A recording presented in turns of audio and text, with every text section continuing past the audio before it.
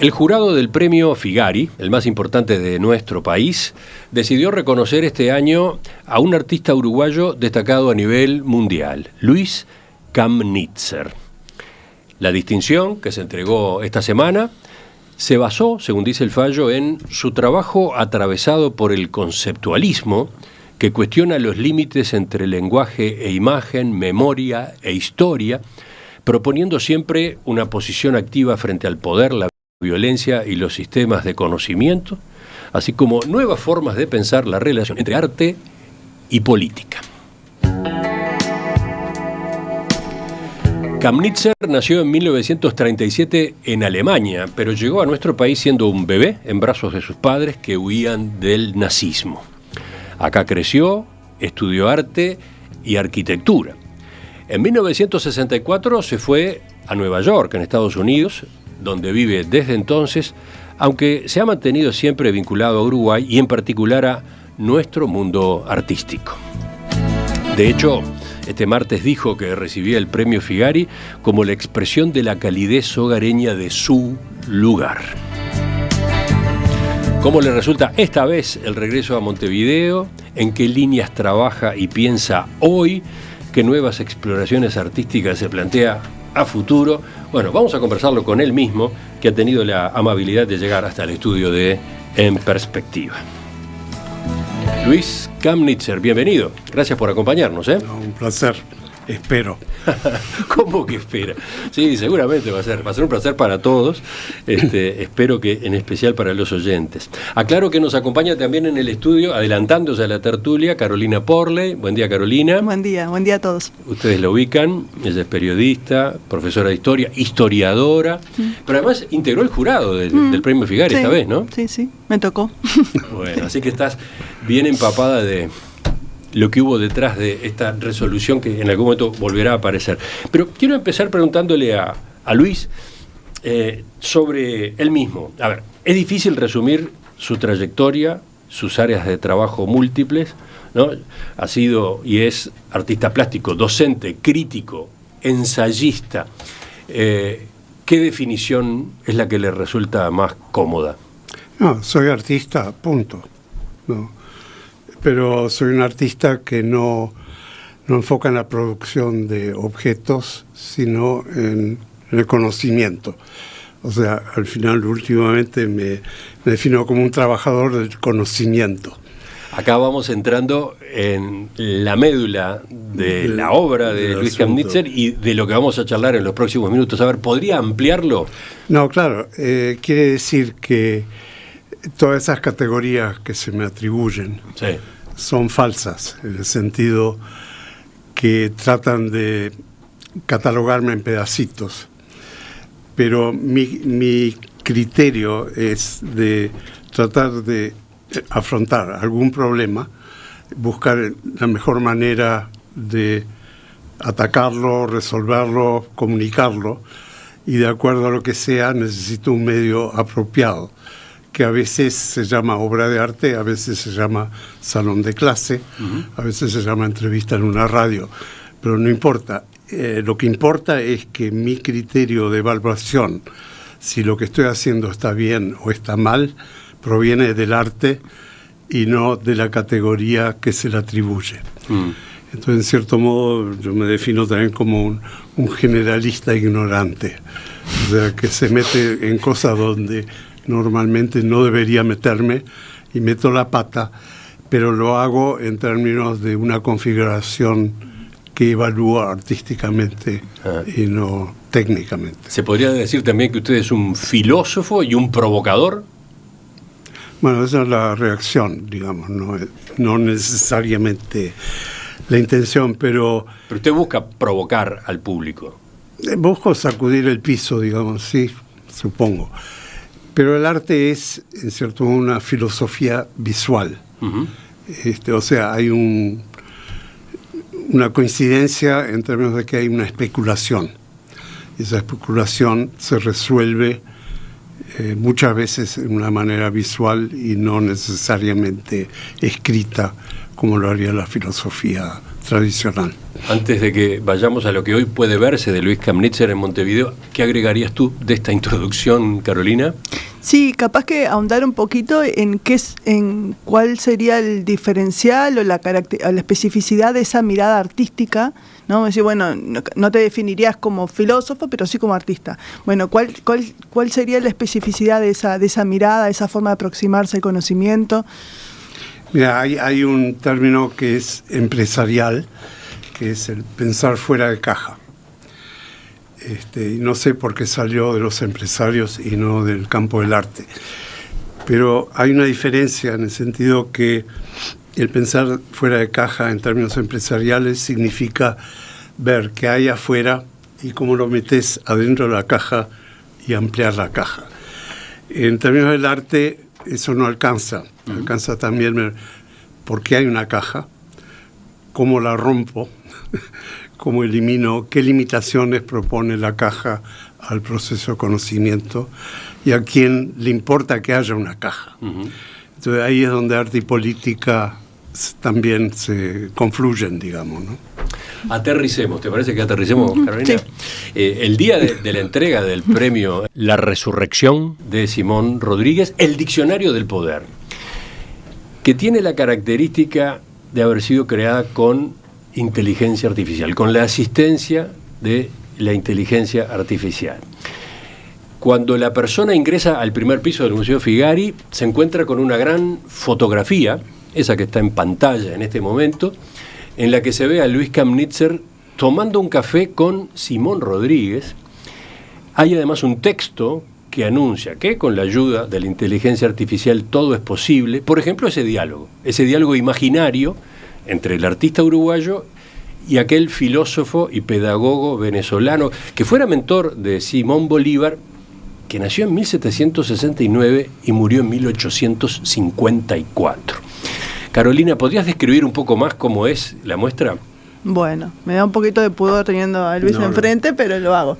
Sí, bueno, de entrada ahí tenemos, ¿no? Como una imposibilidad, porque son dos personas de diferentes épocas, pero que se hace posible con esa asistencia, digamos, de la inteligencia artificial. Bueno, y esto se traduce en las propuestas de las salas, ¿no? Una sala, por ejemplo, tiene...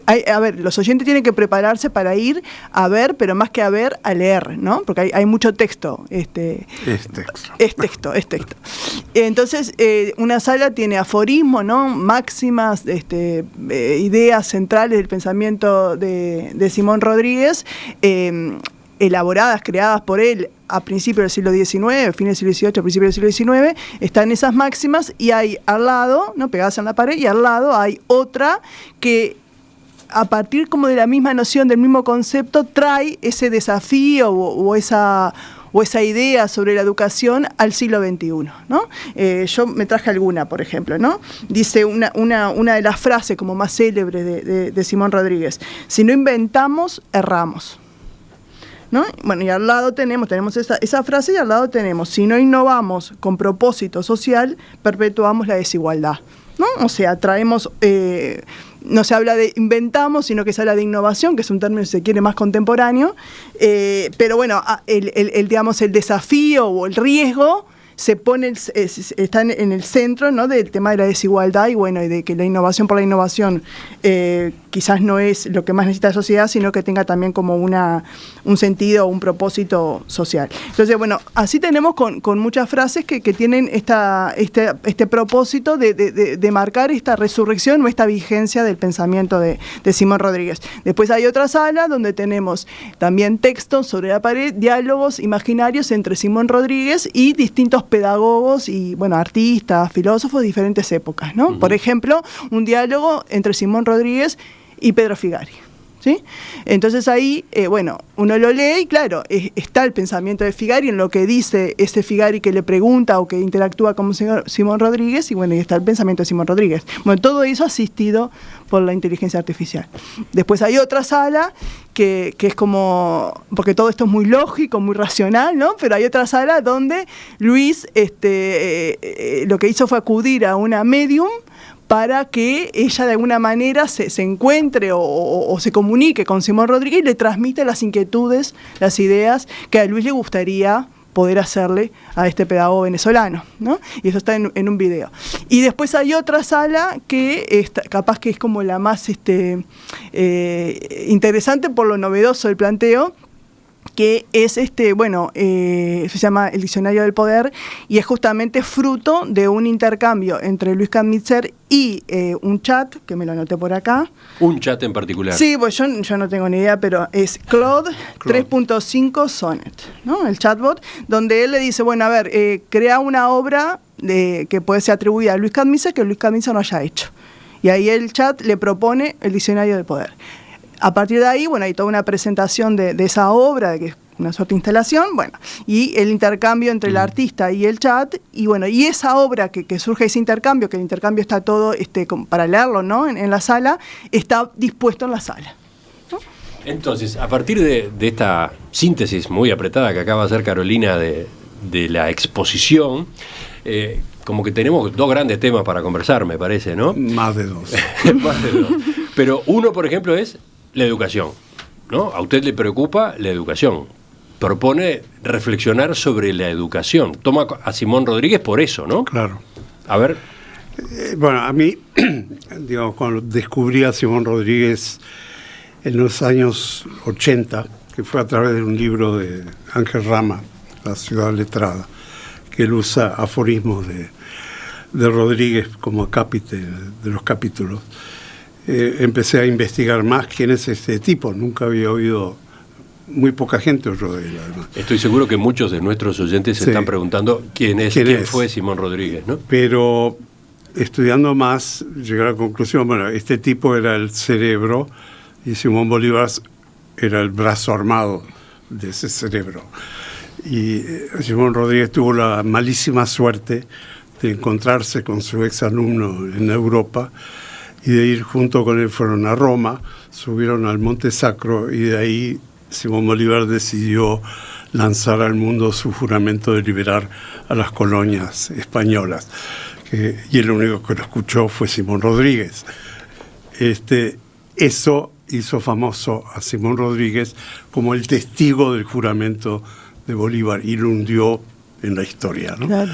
Entonces, ahora es hora de rescatar qué significa Simón Rodríguez. Y Simón Rodríguez fue el pedagogo progresista, descolonizador de Latinoamérica, rusoniano, sí, pero al nivel de Pestalozzi, al nivel de los grandes pedagogos conocidos, sin desmerecer a nadie y incorporando cosas que todavía son vigentes hoy. Entonces, siempre pensé, este es el único tipo en la historia con el que me gustaría sentarme a tomar una taza de café. Uh-huh. Y ese es el origen de toda la muestra. Y finalmente logré el truco de la foto con inteligencia artificial y ayuda de alguien que entiende el proceso. Hoy es más fácil, pero hace un año era difícil. Uh-huh. Esa es la velocidad con que está elaborándose la inteligencia artificial. ¿Cuáles ideas de Simón Rodríguez en materia de educación le resultan especialmente interesantes hoy? Bueno, él era, digamos, se preocupaba mucho por la población indígena, marginada, por los niños explotados por los padres que los mandaban a trabajar en lugar de hacer los cultos. Entendía que la sociedad necesitaba una cultura de base basada en la educación, y trataba eso. Y ahí es donde también hubo problemas con Simón Bolívar, que al final lo traicionó, porque si bien inicialmente lo usó como un embajador de educación en América Latina, al final trajo a Lancaster de Inglaterra, que era un tipo que trabajaba con la memorización, con la Biblia, con la autoridad. La única contribución de Lancaster fue de usar a los mejores alumnos como tutores de los alumnos menos adelantados y en cierto modo democratizó el salón de clase, pero lo hizo con un propósito no ideológicamente no No, me llama la atención eso que acaba de señalar, porque Simón Rodríguez impulsaba lo contrario, ¿no? Que los niños no memorizaran, que aprendieran a aprender. Exacto, ¿no? Exacto. Incluso el famoso maestro ignorante de Rancière, que fue Jacotot, no era tan ignorante, o sea, obligaba a memorizar también el asunto y esperaba que los estudiantes ya estuvieran domados, digamos, cuando vinieran al salón de clase. Bueno, el asunto es que con la inteligencia artificial hubieron dos procesos. Uno fue el pedir obras mías que yo no haya hecho y descubrir que era capaz de hacerlo, la inteligencia artificial, y que por lo tanto invalidaba un poco 60 años de trabajo mío, que yo pensaba que era muy original y no lo era predecible. Aclaremos, Luis Kamnitzer experimenta con inteligencia artificial generativa desde que apareció el ChatGPT, ¿no? Sí. O sea, ya tiene su recorrido en esta materia. Bueno, un recorrido de 2-3 años. Sí, de acuerdo, pero no el tiempo de historia. La precisión viene a propósito de que esta exposición que estamos comentando no es lo primero que usted hace probando inteligencia artificial. Claro. Entonces lo interrumpí. Usted decía, primero le planteó ese desafío, ¿no? Bueno, pero el desafío era para ver los límites de la inteligencia artificial, no los míos. Uh-huh.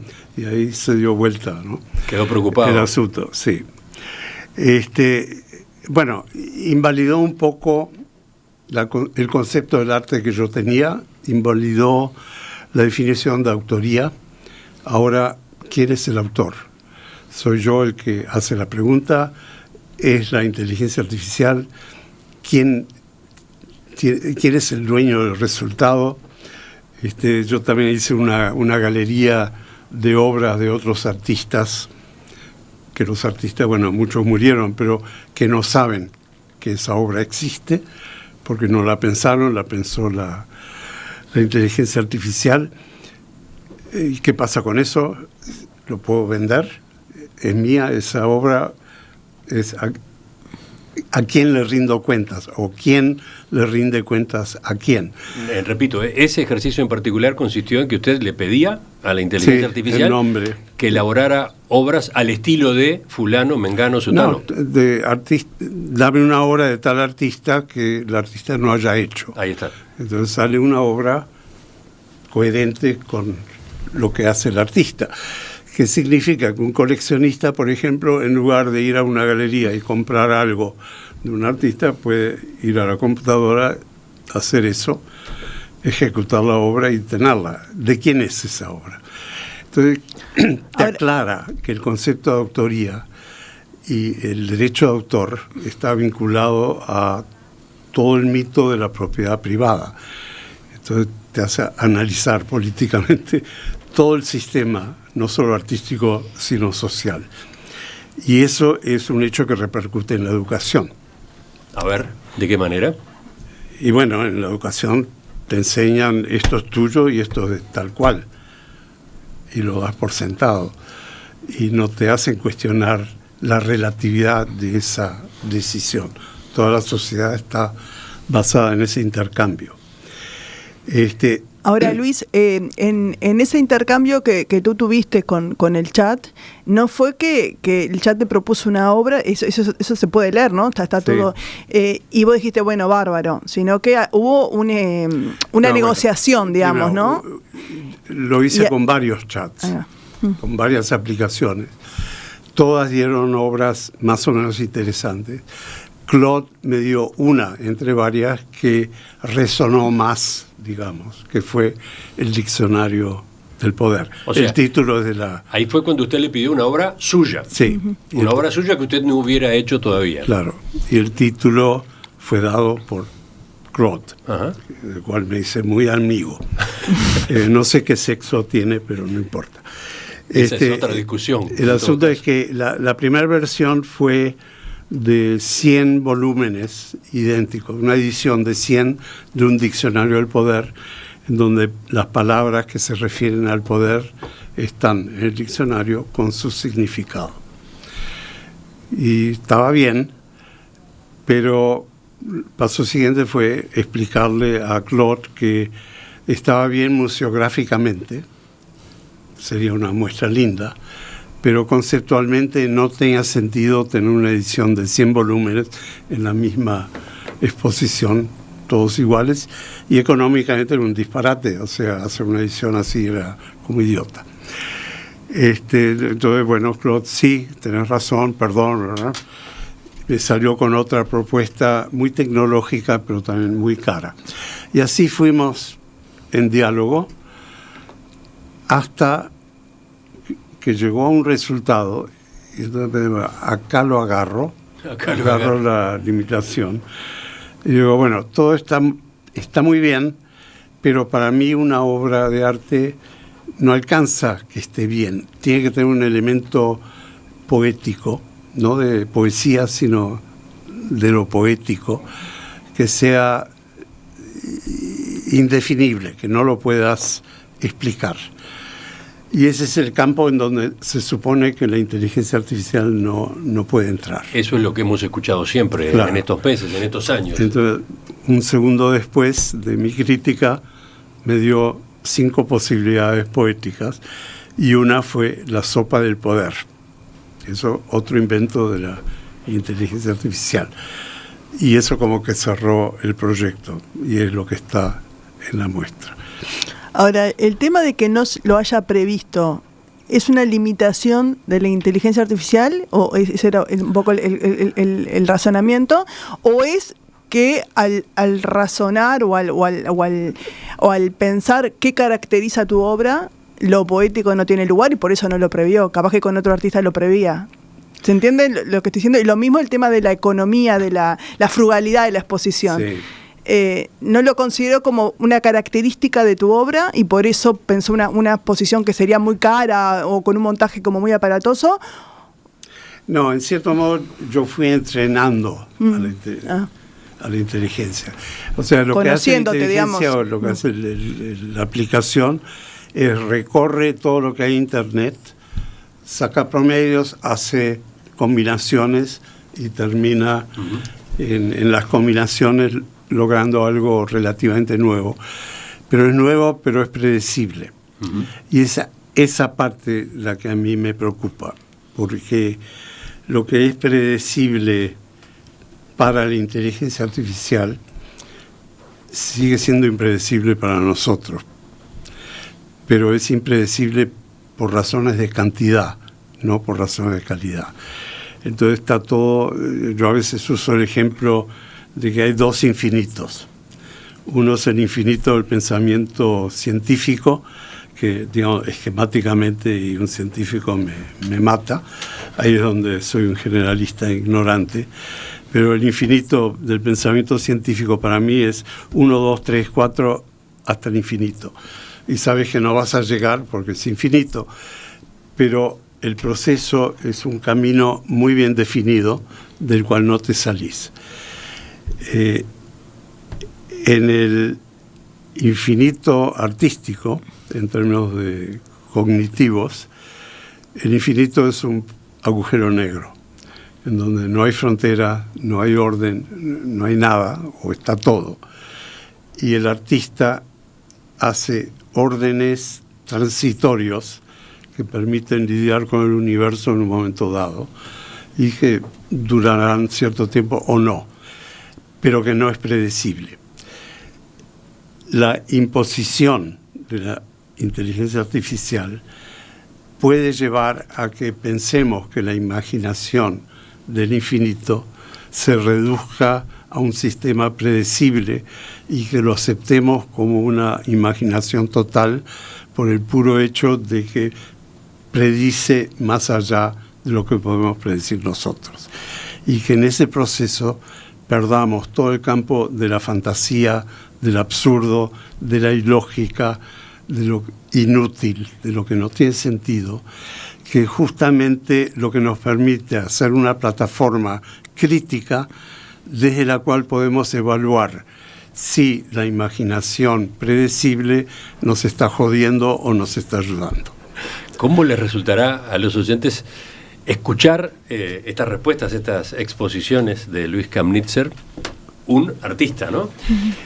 En esto trabaja Luis Kramnitzer. Este es uno de sus proyectos, o una línea de trabajo ya extensa, ¿no? El intercambio con la inteligencia artificial. ¿Cómo les resulta? Yo tengo varios mensajes ya, los oyentes han ido reaccionando, tienen sus aportes, tienen sus preguntas. Vamos a continuar enseguida. Pregunta Virginia desde la audiencia, ¿dónde está disponible la exposición que venimos comentando? Es en el Museo Figari, ¿no? En el Museo Figari, primer piso. ¿Quién es el autor? Luis Kramnitzer, que acaba de recibir esta semana el premio Figari a su trayectoria. Para completar brevemente esta parte del diálogo, ¿por qué no vamos a lo otro que incluye la exposición? Esos diálogos con Simón Rodríguez. ¿Carolina? Sí, una de las cosas que uno se pregunta, ¿por qué sigue vigente el pensamiento de Simón Rodríguez? ¿Por qué es necesario resucitarlo y recordarlo, traerlo al hoy? Es como una gran deuda de 200 años que no se saldó con respecto a cómo enseñar, para qué enseñar. Capaz que eso, profundizar por ahí. Bueno, una cosa que hice fue pedirle a la aplicación que hiciera que Simón Rodríguez pusiera al día sus aforismos, considerando la existencia del sur global y de la inteligencia artificial, que son dos puntos que no entraban en su concepción del mundo en su época. Y la idea era ver justamente cuánto del pensamiento de Simón Rodríguez se mantiene vigente en el día de hoy. Y efectivamente la reescritura de los aforismos se mantiene, o sea, hay ahí una forma de pensar que no permitimos que influya en el consenso colectivo en la manera que debería. Y eso es una acusación al sistema educativo. Y los diálogos, que solo hay 3 en la muestra, pero hay un libro que tiene una sesentena de conversaciones de Simón Rodríguez y pensadores que van desde Simón Bolívar hasta pasando por Gramsci, Montessori, Paulo Freire, llega a Malaguzzi, el de Reggio Emilia, que son diálogos hipotéticos, o sea, el prompt era dame una conversación imaginaria entre Simón Rodríguez y tal. Y ahí usé, en realidad, a la inteligencia artificial como una máquina del tiempo. El prompt era muy simple, muy básico, y la inteligencia artificial esta vez fue DeepSeek, que es una aplicación china, que armó diálogos que son increíblemente creíbles. En el sentido que si hubieran sucedido, la desviación sería mínima, o sea, era muy posible. Y eso genera otra cosa, en que lo que llamamos objetividad ya no es lo que era. Es una objetividad ampliada en la que los bordes entre ficción y realidad son muy borrosos. Ya no es lo que es y lo que parece, sino que es algo entre medio. Yo lo llamo parecer, pero escrito con S, para meter ser y parecer. Que también me interesa porque en cierto contexto es un error de ortografía y en otro contexto es un neologismo certero, ¿no? Que también te lleva a cómo pensamos. Pero me interesó el uso de la inteligencia artificial como una máquina del tiempo que te permite ignorar el espacio y la secuencia cronológica para llegar al grano de un pensamiento. Y ese grano del pensamiento que revitaliza una serie de ideas te enfrenta a los peligros de la inteligencia artificial, que son muchos, y a la necesidad de cambiar todo el sistema de educación de la infancia en adelante para crear anticuerpos para poder lidiar con la inteligencia artificial sin que tome posesión de nosotros. O sea, el mantener viva la imaginación fantasiosa para poder criticar la imaginación científica. Y creo que eso todavía no se percibe, y que si no tratamos de eso, todos vamos a terminar como robots, no con robots mecánicos, ¿sí? Sino que nosotros vamos a ser los robots. Ya lo que se llama el consumidor de televisión del sofá, digamos, que no hace nada y consume. Contestó tu pregunta, Carolina. Fascinante, ¿no? Absolutamente deslumbrante, dice otro oyente, lo que estoy escuchando. Supongo, creo, veo bastante claro en los mensajes que llegan que tenemos una audiencia conmovida, sorprendida, interesada, atrapada, con la charla que estamos teniendo esta mañana con Luis Kamnitzer a propósito de su obra y en particular a propósito de esta exposición que puede verse en el Museo Figari. Supongo que da para un rato de charla. Una conversación que va a seguir dentro de unos minutos cuando con Luis Kamnitzer iniciemos la primera parte de la tertulia de este viernes.